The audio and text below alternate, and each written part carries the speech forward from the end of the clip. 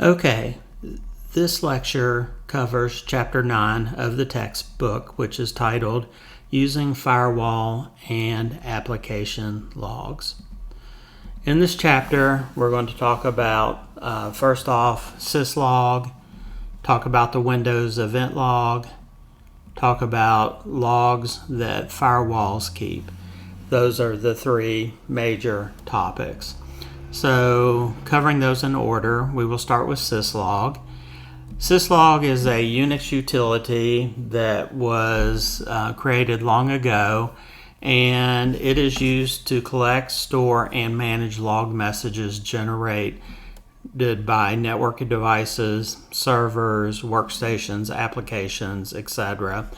And one of the important aspects is to have the same type of messages. It was created in 1980 by Eric Allman. He is the person that created SendMail, the Unix mail transfer program that a lot of machines still use today. And syslog actually started out as part of SendMail. So Eric wanted a way to log things that were going on within SendMail, and then I guess he decided that it was a good thing to have for all applications and made it more general and made it so that other software on system could use it. So a syslog message, in addition to the actual content of the message, has a facility and a severity. For example, mail.info would be an informative message related to mail. It might be a severe error, it might be a warning, etc. And we'll look at those here in a moment. Syslog is UDP based, and it uses port 514 to send the messages out. And then if there's a syslog server, it can pick those up and record them. Now, as far as syslog facilities, they have codes assigned to them. For example, 0 is a kernel message. So the kernel, the heart of the Unix operating system, has sent out a message. It may be a message from a user or a user application. It might be a message from the mail system. It might be from a daemon. Now, often when I'm in class, I stop and ask anybody if I think I've made a misspelling. So daemon can be spelled D-E-M-O-N, which is what most people expect, or it can be D-A-E-M-O-N.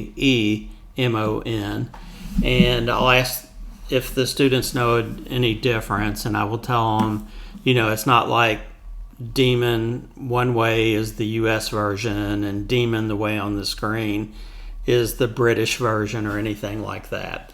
And I don't know that I've ever had anybody know the answer, but daemon spelled D-E is an evil spirit or something bad.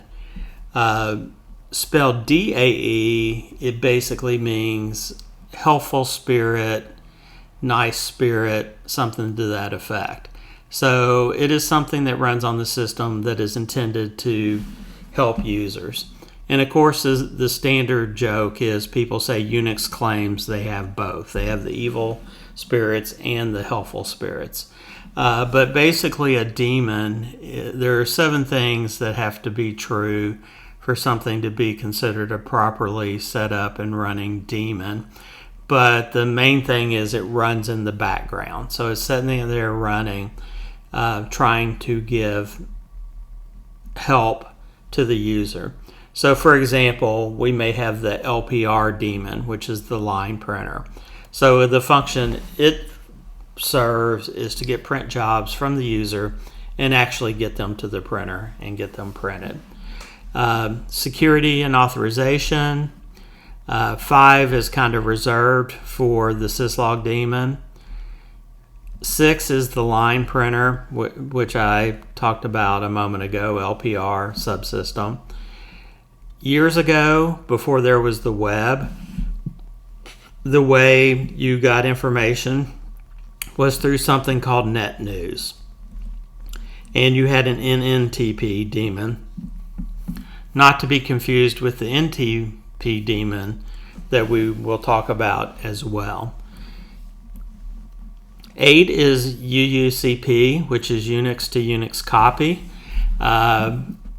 This is the predecessor to mail. When you wanted to move files from one computer to another, you had to do a Unix to Unix copy.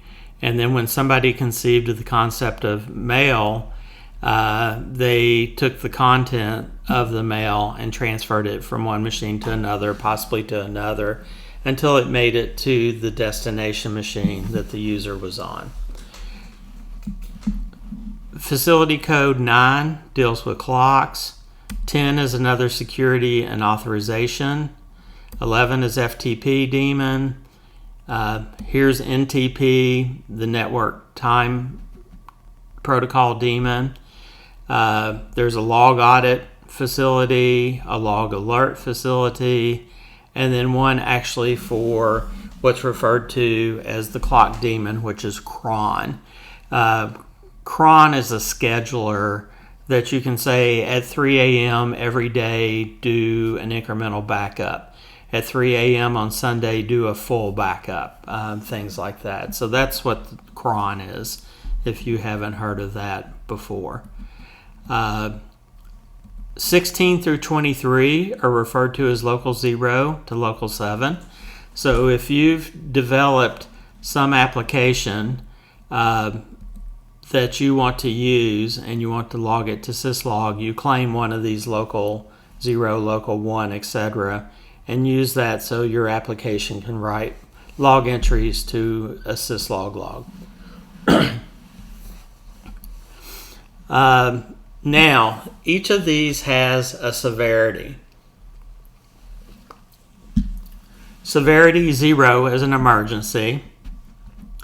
1 is an alert. 2 is a critical message. 3 is an error. 4 is a warning. 5 is a notice. And in my first example, I used informational, which would be coded as a 6. And 7 is debug information. And there is a formula that will combine the severity and the facility into a single 1 byte number. So that's maybe helpful to know. Now, there is a config file for syslog, which is usually in the /etc folder, which is where a lot of configuration information is, in a file called syslog.conf, syslog.conf. Here is a sample of what that might look like. The star is a wildcard, and it represents any string of characters. So basically, if the facility is auth-priv, and we do not care, we want all of them, regardless of the severity, we want them to go to var log secure. If it's from the mail subsystem, again, we don't care about the severity, write all of them to var log mail log. If it's an emergency, we don't care what system it's coming from, but if it's an emergency, the asterisk in the right-hand column means send it to all logged in users. So everybody on the system would get whatever message was being flagged as an emergency. And the kernel, if we get warnings from the kernel, write them to kern.log and var log. So that's a really stripped down. The syslog.conf file will be a lot bigger than this, but I wanted to give you some idea of what it looks like. I have another example here that has some other things. If it's related to mail, I want it to go to var log mail log. Star.star means any message. Any facility any severity, I want it to go, the @ sign means forward it to 192.168.10.50. So send it to what's presumably a central syslog file server where we're going to store all this information. Multiple things can happen. For example, if we get a mail message, it'll go to mail log, but it will also be forwarded to the central log server. And there's actually supposed to be 2 ats on that first one.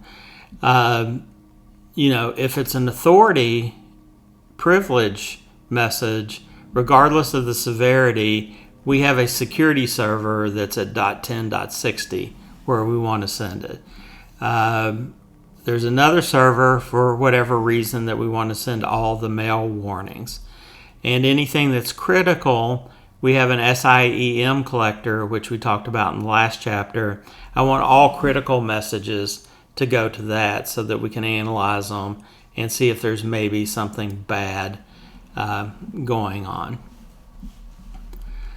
So centralized logging is where we want to have all of our logs in one location so that we can kind of get a big picture of everything that's going on, either in all of our machines or at least all of our important machines.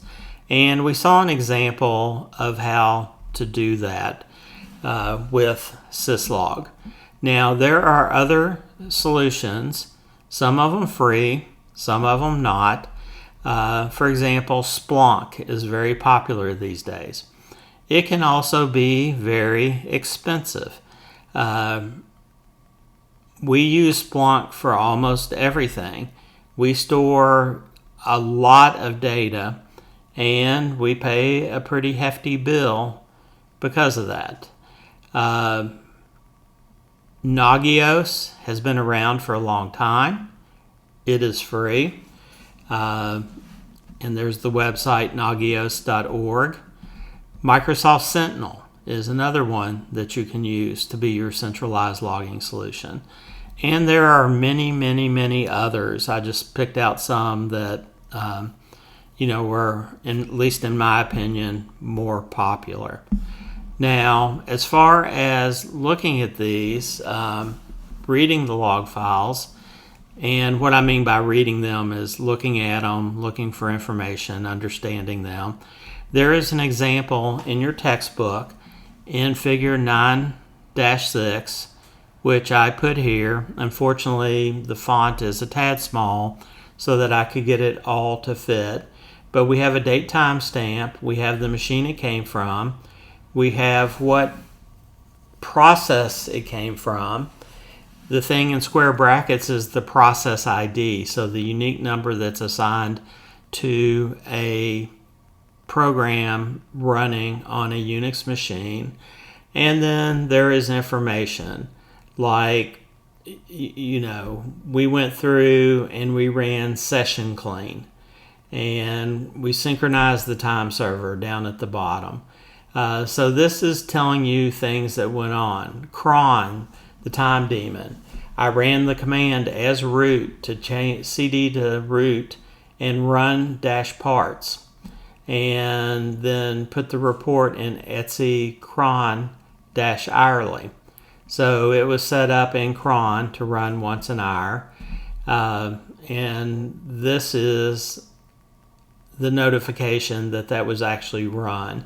Now, the other interesting thing down here is, at least once or twice, it says random time. So what happens if you distribute the Unix operating system and you, for example, declare that running backups is a good thing and that doing it at 3 a.m. in the morning is a good time, and you put that out there, and there are hundreds of thousands, millions of copies of that operating system. Some people might go in and say, yeah, 3 a.m. doesn't work for us, let's change it. Other people will be happy with that, or more likely don't even know that's happening, don't know how to change it, don't know anything about cron. and they'll leave at 3 a.m. So if you had 3 million machines at 3 a.m. hitting a software distribution server, that's really going to bog that server down and maybe even look like a denial of service attack. So what they do with random time is they add a random time plus or minus that. So in one case it was 5 hours, in another case it was 3.5 hours, so that they skew that time so that servers aren't getting hammered by cron jobs that have the exact same time of execution. Here's a sample var log mail log. So this is coming from mail. So, it's saying I got a connection from this IP address, and notice in square brackets the 2160. That's a process ID number. So the second message is related to the first, which is related to the one in the middle, because they're all coming from the SMTP daemon that is running with process ID 2160. And then there are some error messages, or it tells whether they're delivered. For example, the very last one was emailed to wayne@mailserver.example.com, and it was actually delivered to the mailbox Wayne. So those are the kind of things that you would see in a mail log. Now, this has kind of been in the Unix world, if you will. So we'll switch over to the Windows world and talk about Event Viewer, which kind of performs the same function in the Windows operating system. And it's been around since Windows NT, which was way back in 1993. So NT stands for new technology. So it was supposed to be a new, greatly improved version of Windows. And also NT was going to look more like a server than the other Windows operating systems like Windows 95, Windows 98, etc. Event Viewer has three primary categories, which is you are an application, or the message is from an application. It is somehow related to security, or it is a message related to the operating system itself, or simply system category. There are often in Unix and Windows many ways to accomplish the same thing. So to get Event Viewer up, you can click on Start, and in the box type in Event Viewer, and it will come up. You can bring up the Run window by holding down the Windows key and pressing R, and then in that Run box type Event VWR.MSC. So that's a snap-in, a console snap-in that Microsoft has, and is a way to view things. I can't remember if it was prior to NT or if it even existed back then, but you used to talk about DOS having 8.3 file names. In the old days, the command name could only be 8 characters, and the suffix or the file extension could only be 3 characters. So that form, notice they abbreviated viewer so that the actual command part of that name, or the actual file name of that file, was Event Viewer and was 8 characters or less. The management console, if you're running Windows Server, I believe the computer management console automatically starts anytime an administrator logs in.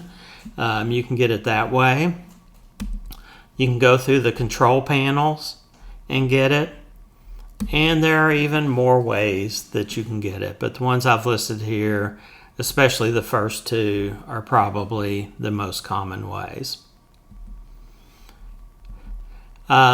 Several concepts related to Event Viewer is clearing the event log, which basically means I want to totally wipe it out.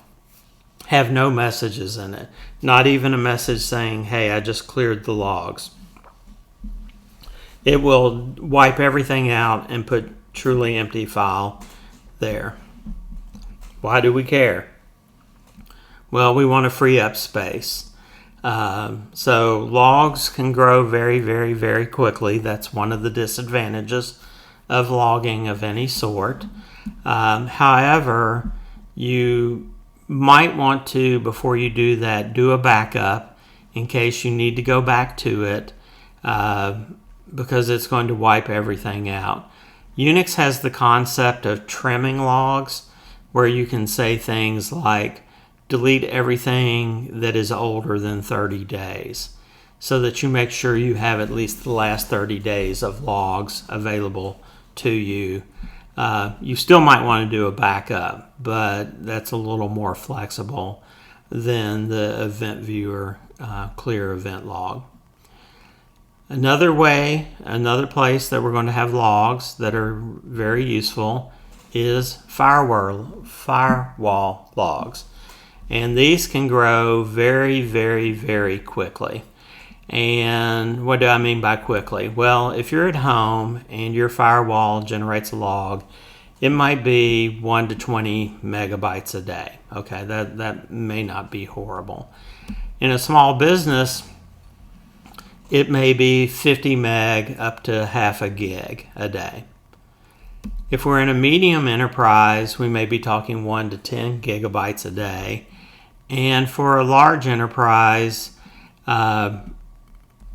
unfortunately, I have a mistake here, but it's going to be in the hundreds of gigs to terabyte range. And then for a data center, it's going to be terabytes per day.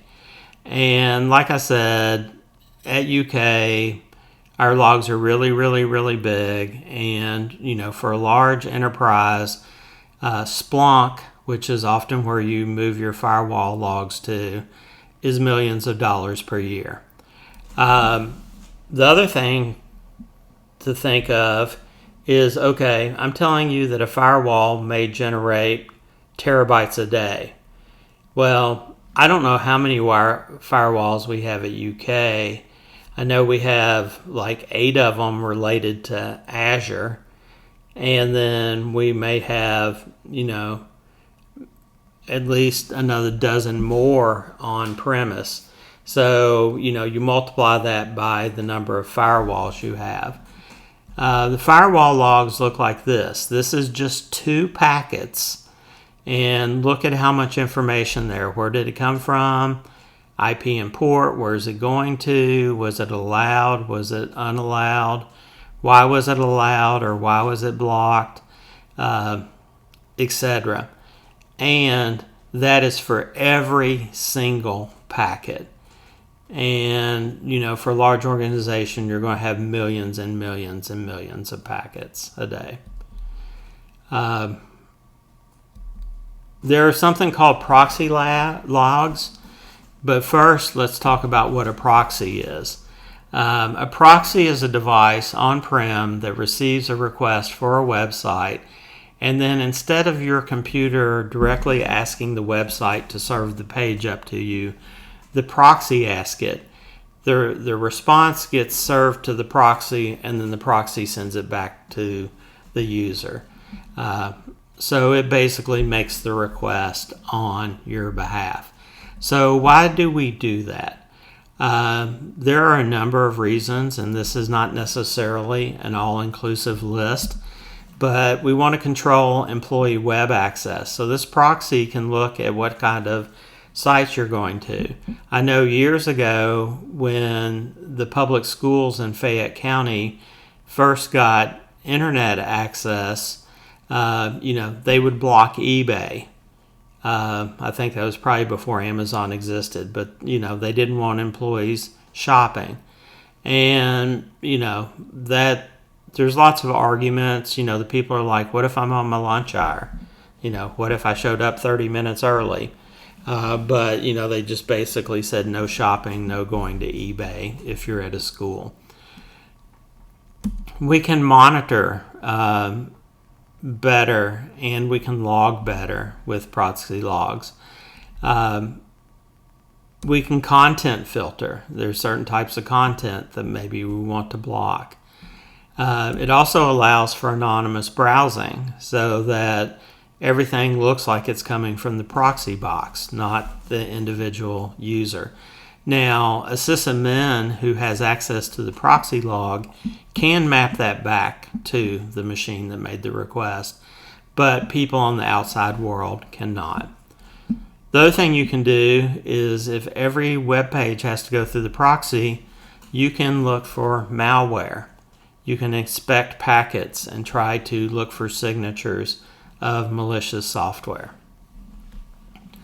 Now, there's a special kind of firewall called a WAF, and WAF stands for Web Application Firewall Logs. So first, what is a WAF? Well, a WAF monitors web requests and blocks malicious traffic targeting web applications rather than the network doing it itself. So we have a number of applications in Azure that the people put WAFs in front of it to better protect their application that they were writing, and possibly more importantly, the data that the application has access to. The next thing I'm going to talk about is common log format, and basically it was created by the National Supercomputing Association in 1993, and it was a standard way or a common way to log messages. So HTTP is the web server that is used on a lot of web servers, and even if you're using Nginx or one of the other web servers, it is dealing with the HTTP protocol. So, Apache definitely uses it, and probably a good majority of the rest of the web servers write to the HTTP log, so the HTTP daemon, or the daemon that is serving up web pages. Entries for something that is in common log format, and you can maybe look as we go across here, are the host. It may be a host name, or it may be an IP address. Something from the ident daemon, which is often just a minus, meaning we don't have that, or the person was not authenticated with ident-d. The authenticated user, sometimes if they had to use a password to gain access to a website because it was protected through the .ht access file, there might be a user ID there. If there's not, it would be a dash. Then you have a date timestamp. Then you have the type of request, which in HTTP would be a GET or a POST. You then have the status, which is 200 is successful, 404 is not found. Anything in the 300 range is a server error, like a timeout. And then how many bytes were transferred because of this. Out of all this, the date timestamp, the IP address, and what they were actually trying to retrieve, and did they get it, there's a lot of useful information for each of these.